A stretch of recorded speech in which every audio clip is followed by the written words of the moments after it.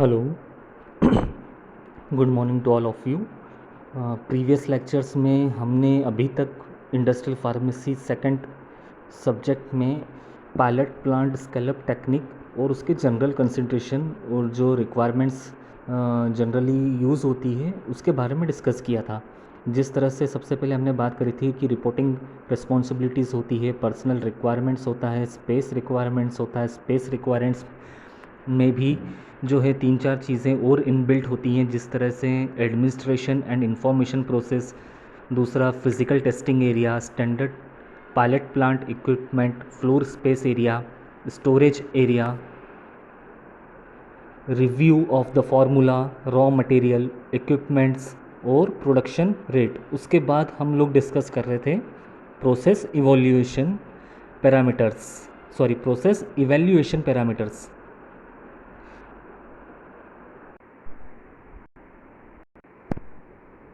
तो इतनी रिक्वायरमेंट्स का और इतने स्केलअप टेक्निक्स का उपयोग हमें क्यों लग रहा है, और अगर हम जो है अपना करंट सिनेरियो के हिसाब से देखें तो जो इस वैश्विक आपदा में एमपी गवर्नमेंट हो या सेंट्रल गवर्नमेंट हो, अभी इंडस्ट्री बिल्डअप और स्केलअप टेक्निक्स जो है फार्मास्यूटिकल इंडस्ट्री में गवर्नमेंट भी जो है आपको हर तरीके से सपोर्ट करती है, चाहे वो प्रोसेस इवैल्यूएशन हो, चाहे वो आपका स्पेस रिक्वायरमेंट्स हो। जिस तरह से आपने लास्ट मंथ सुना होगा कि देवास रोड पे फार्मा सेक्टर्स की बहुत सारी कंपनियां बिल्डअप हो रही है, तो वो बिल्ड होने के पहले समझ लो कि अगर वो सॉलिड टैबलेट प्रिपरेशंस की कंपनी है या लिक्विड प्रिपरेशंस की कंपनी है या अपना सेमी सॉलिड प्रिपरेशंस कंपनी है, तो उनको डिज़ाइन करना और लेआउट प्लान करना, क्या क्या उसमें प्रोटोकॉल्स और प्रोसीजर्स होते हैं, उन सब के बारे में एक रफ़ आइडिया हमें पायलट प्लांट स्केलअप टेक्निक के द्वारा जनरल कंसिडरेशन को ध्यान में रखते हुए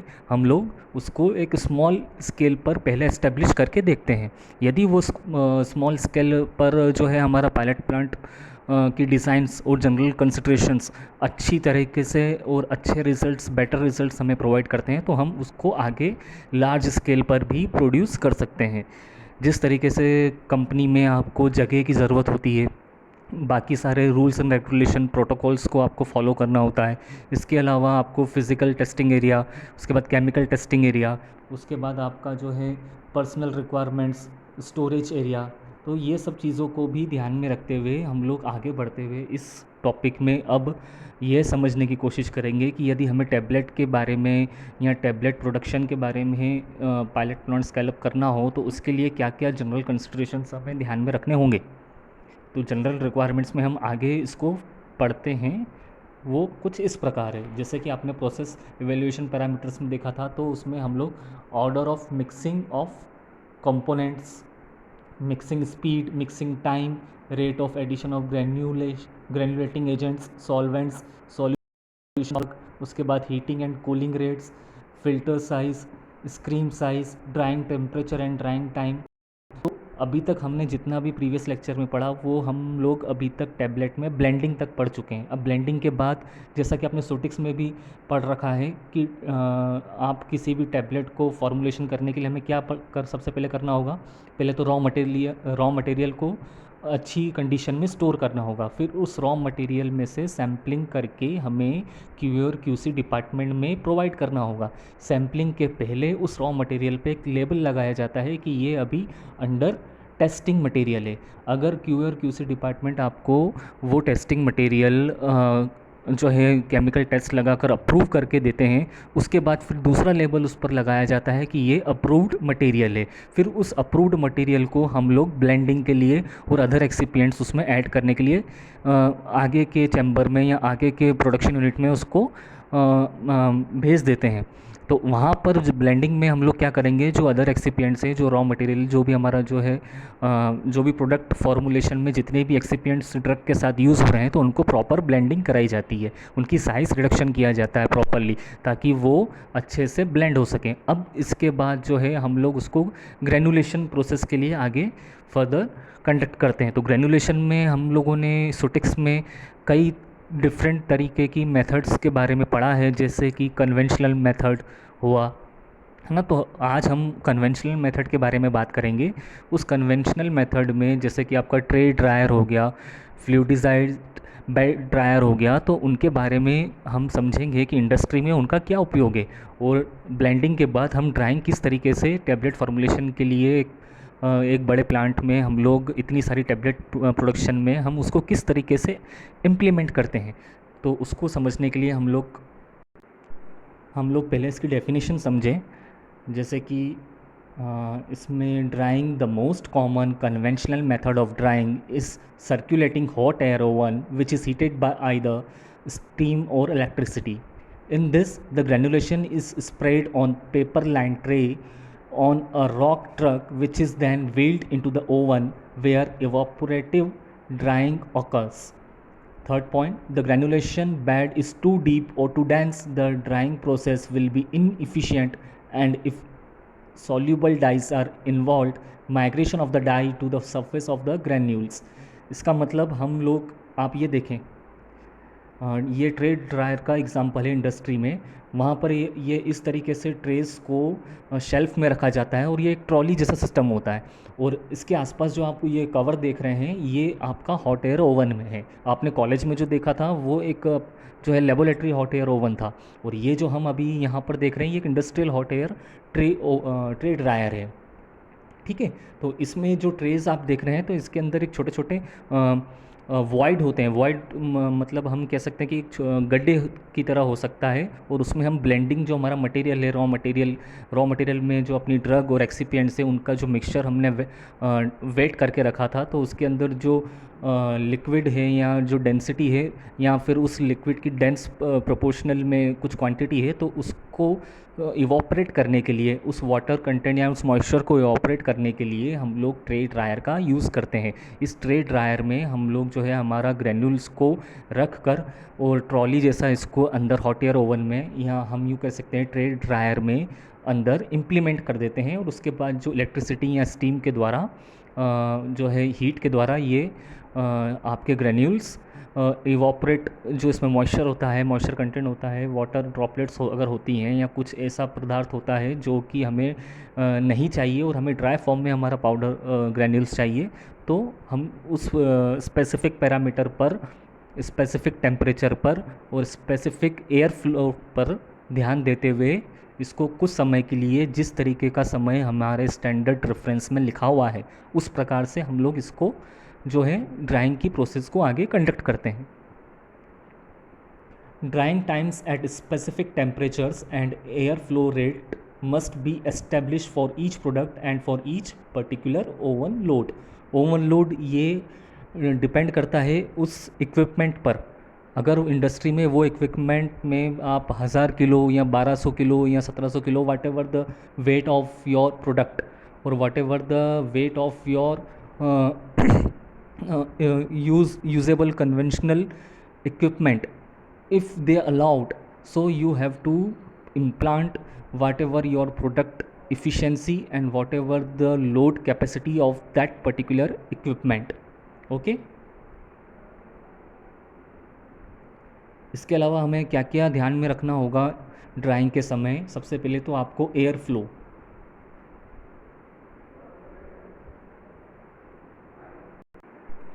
एयर फ्लो, दूसरा एयर टेम्परेचर, तीसरा depth of the granulation on the trays, चौथा ड्राइंग टाइम, पांचवा मॉइस्चर एंड टेम्परेचर प्रोब, और छठा multi point sampling of granules for moisture content. Air flow का रेट क्या होना चाहिए उस इक्विपमेंट में, या फिर एयर का टेम्परेचर कितना होना चाहिए जिसमें वो उस पर्टिकुलर टाइम के इंटरवल के या उस पर्टिकुलर ड्यूरेशन ऑफ टाइम में हमारा जो ग्रेनुलेशन की प्रोसेस है वो कंप्लीट हो जाती है। उस प्रकार से हमें एयर फ्लो और एयर टेम्परेचर को मेंटेन करना होता है। इसके अलावा जो ट्रेस होती हैं उस ट्रेस में छोटे छोटे वॉइड्स होते हैं, यानी छोटे छोटे गड्ढे की तरह उसमें जो है बना हुआ होता है, ताकि हमारा जो ग्रेनुलेशन वाले जो पाउडर, ब्लेंडिंग पाउडर है, हम उसमें जब वो वेट वाला पाउडर उसमें डालते हैं तो वो अंदर स्टोरेज हो जाए। तो उसकी साइज़ क्या होनी चाहिए, उसकी गहराई कितनी होनी चाहिए एक एक वॉइड की। इसके अलावा ड्राइंग टाइम क्या कितना होना चाहिए। समझ लो हमारे स्टैंडर्ड बुक में या हम पैरासीटामोल का टेबलेट बना रहे हैं तो पैरासीटामोल का आईपी में ड्राइंग टाइम रेट और ग्रेनुलेशन का टाइमिंग, एयर फ्लो पैरामीटर किस तरीके से दे रखा है, हमें उसी को रेफरेंस मानते हुए ड्राइंग टाइम को जो है उतना रखना चाहिए। इसके अलावा मॉइस्चर एंड टेम्परेचर प्रोब, जो इसमें इस इक्विपमेंट में पैरामीटर्स हम लोग अप्लाई करने वाले हैं वो है दूसरा मॉइस्चर और टेम्परेचर प्रोब। यदि उसमें टेम्परेचर दिया हुआ है कि 110 डिग्री टेम्परेचर पे हमें उसको मार्क करना है या 120 डिग्री टेम्परेचर पे हमें उसको 1 घंटे के लिए छोड़ना है, तो उतना टेम्परेचर सेट करने के लिए हमारा प्रोब भी उस तरीके का उस इक्विपमेंट में होना चाहिए। इसके अलावा multi point sampling of granules for moisture content. जो बड़ी कंपनीज़ होती हैं, लार्ज स्केल इंडस्ट्रीज़ होती हैं, तो वहाँ पर जब आप क्वालिटी कंट्रोल, क्वालिटी अश्योरेंस की प्रोसेस लगाते हैं, यानी कि ग्रेन्युलेशन के टाइम आपको सैम्पलिंग करना होता है कि कितना अमाउंट में आपका जो है मॉइस्चर कंटेंट उसमें रिमेनिंग है, या आपकी जो है पाउडर्ड ग्रेन्यूल्स वो ड्राई हुए हैं या नहीं। तो हम कैसे पता करेंगे? जैसे कि आप ये ट्रे देख रहे हैं, तो हम लोग जो बुक्स में थ्योरेटिकली लिखा हुआ है, तो एक एक ट्रे में से एक एक जो है आपका सैंपल हम लोग लेंगे। ये तरीका रेफरेंस में दिया हुआ है, लेकिन ये तरीका सही नहीं होता। आपको अगर सैम्पलिंग करनी है तो हर ट्रे के आसपास के भाग से भी आपको, मतलब समझ लो कि ट्रे में अगर 100 वाइड हैं तो शुरू के 10 वाइड में से आपने एक सैंपल कलेक्ट कर लिया, और रिमेनिंग मिडिल में से भी आपने उसी ट्रे में एक और सैंपल कलेक्ट कर लिया, और लास्ट की जो 10-20 वाइड्स थी उसमें से भी थोड़ा सा सैंपल आपने कलेक्ट कर लिया। सही तरीका ये होता है, तब आपको पता चलेगा कि उस स्पेसिफिक ट्रे के अंदर जो ब्लेंडिंग मटेरियल, रॉ मटेरियल हमने ड्रग के साथ डाला था वेट करके, तो वो प्रॉपरली ड्राई हुआ है कि नहीं। समझ लो कि वो अगर डेंस पार्ट में वेट है हमारा ग्रेनुलेशन प्रोडक्ट, तो ऊपर से वो ड्राई हो गया, नीचे से भी जो वो है वो ट्रे के वॉइड में ड्राई हो गया, लेकिन सेंटर पॉइंट में उसकी डेंसिटी और वेट है थोड़ा। तो उसको प्रॉपरली ड्राई करने के लिए हमें प्रॉपर सबसे पहले सैम्पलिंग का मेथडोलॉजी अप्लाई करनी होती है। ठीक है, उसके बाद हम बात करते हैं fluidised bed dryer. Fluidized bed dryers are an alternative to the circulating hot air ovens. Their main advantage is a reduction in drying time. Fluidized bed dryers take 1 hour as compared with an 8 hour or more in the conventional ovens. ये जो है समय का प्रबंधन करने के लिए, या बड़ी बड़ी कंपनीज़ में अगर 8-8 घंटे कन्वेंशनल मेथड में लग जाएंगे ड्राइंग के लिए, तो दूसरा लॉट या दूसरा बैच जो है कब प्रिपेयर होगा। तो टाइम कंज्यूमिंग जो ये कन्वेंशनल मेथड हो रही थी, तो उस समय को प्रबंधन करने के लिए हम लोग क्या कर रहे हैं, इसका दूसरी जो एक और एडवांटेज वाली हमारी मेथड है ड्राइंग की, फ्लूइडाइज्ड बेड ड्रायर, जो मोस्टली और कॉमनली हर कंपनी में प्रोवाइड की जाती है, हर कंपनी में यूज़ होती है। ये आप स्ट्रक्चर में देखें, इसमें एक इनलेट और आउटलेट दिया हुआ है। इनलेट है एयर का, जो आपकी वार्म एयर या हीट की हुई एयर जो है उसका इनलेट पॉइंट दिया हुआ है, और एक आउटलेट पॉइंट दिया हुआ है। और एक तीसरा जो चैम्बर है उसमें जो है ऊपर से आपका जो वेट सॉलिड पार्ट्स आ रहा है वो राउंड एंड राउंड घूमते हुए और एयर फ्लो के साथ वो ड्राई होते हुए दूसरी साइड से दूसरे आउटलेट से वो पाउडर, वेट पाउडर जो है ड्राई सॉलिड फॉर्म में कन्वर्ट होके बाहर आपको प्रोवाइड किया जा रहा है इस इक्विपमेंट के द्वारा। इसके अलावा ह्यूमिडिटी चेक करने के लिए हम लोग क्या स्केलअप के टेक्निक्स में कंसिडर करेंगे, जो भी मन में ध्यान रखेंगे, वो ध्यान रखने वाली बातें इस प्रकार हैं। जैसे कि आपका optimum load, rate of air flow, और तीसरा इनलेट एयर टेम्परेचर। अगर इनलेट एयर टेम्परेचर हमारा सही नहीं है तो जो वेट सॉलिड पार्टिकल्स हैं वो उस पर्टिकुलर टाइम इंटरवल में ड्राई नहीं होंगे, और जिससे कि हमारा समय का जो प्रबंधन है वो थोड़ा सा गड़बड़ा जाएगा। अगर एक दिन में हमें 4 बैच निकालनी हो और हमारा टाइम कंज्यूम इस प्रकार से हो रहा हो, हमारे पैरामीटर्स और कंसिडरेशंस प्रॉपर मैच नहीं खा रही हो, तो 4 की जगह वो 3 बैच ही पूरे दिन में जो है अच्छे से प्रिपेयर हो पाएंगी। तो इससे जो है कंपनी को लॉस होता है। इसलिए हम लोग टाइम कंज्यूम करने के लिए या टाइम को ठीक तरीके से प्रबंधन करने के लिए हमें सबसे पहले इन 3 बातों का मेनली ध्यान करना होगा। वो है आपका ऑप्टिमम लोड, दूसरा रेट ऑफ एयर फ्लो, तीसरा इनलेट एयर टेम्परेचर। अब humidity of the incoming air, उसको हम किस लैंग्वेज में परिभाषित करेंगे, वो है if the air is drawn from outside the plant without being conditioned, the large seasonal variation in temperature and humidity that may exist can alter the drying process. ठीक है, यदि प्लांट में एसी चल रहा है या ह्यूमिडिटी ज़्यादा है या रेनी सीज़न है, तो वो एक एक ही चीज़ें भी हमारे ड्राइंग रेट को जो है अल्टर कर सकती है। तो उस ड्राइंग रेट को अल्टर्ड ना हो तो हमें सबसे पहले जो है ह्यूमिडिटी भी चेक करनी चाहिए हमारे स्पेस रिक्वायरमेंट एरिया में, जहाँ पर हम जो है ड्राइंग की प्रोसेस को आगे कन्वे करने वाले हैं। इसके अलावा जो ड्राइंग टेक्निक्स यूज़ होती हैं, जो हमने थ्योरेटिकली बुक्स में पढ़ी हैं, सोटिक्स में भी आप लोगों ने सेकेंड ईयर थर्ड ईयर में पढ़ा है, वो इस प्रकार है। दो तरीके से हम जो हैं ग्रेनुलेशन की प्रोसेस को कंडक्ट करते हैं। पहली है वेट ग्रेनुलेशन और दूसरा ड्राई ग्रेनुलेशन। कंपनीज़ में वेट ग्रेनुलेशन मोस्टली प्रेफर की जाती है और उस वेट ग्रेनुलेशन में भी फ्लूइडाइज्ड बेड ड्रायर को ज़्यादा तवज्जो दी जाती है, क्योंकि ये टाइम को एग्जैक्ट प्रबंधन के साथ, एग्जैक्ट टाइमिंग के साथ जो है हर चीज़ को कंडक्शन में फ्लो अप प्रोसेस में लेता है। जैसे कि आपका पहला इसमें वेट ग्रेनुलेशन में ड्राइंग टेक्निक आएगी, वो है ट्रे और फ्लूइड बेड ड्रायर। दूसरा वैक्यूम और गैस ड्राइंग टेक्निक। तीसरा स्ट्रिपिंग और माइक्रोवेव ड्राइंग टेक्निक। चौथा स्प्रे ड्रायर। पांचवा extrusion and spheronisation and pelletisation drying technique. दूसरा जो आपका ड्राई ग्रेनुलेशन मेथड है, उसमें हम लोग जो इक्विपमेंट या टेक्निक यूज़ करेंगे उसका नाम है ड्राई कंपैक्शन। इन सभी के बारे में हमें स्ट्रक्चरली और फंक्शनली समझना है। इन सारी टेक्निक्स के बारे में, इनके जो आउटलेट्स हैं और इक्विपमेंट यूज़ होते हैं उनके बारे में भी हम नेक्स्ट लेक्चर में पढ़ेंगे। और आज का जो ये लेक्चर था उसका रेफरेंस जो मैंने लिया है वो है आपकी लैकमैन बुक से, दूसरा आपके google.com से, और तीसरा इसका जो जनरल सोर्स है वो मैं इसमें नहीं लिखा, वो आपको अपनी कॉलेज की लाइब्रेरी में जनरल्स में इजीली अवेलेबल हो जाएगा। Thank you very much. Have a nice day.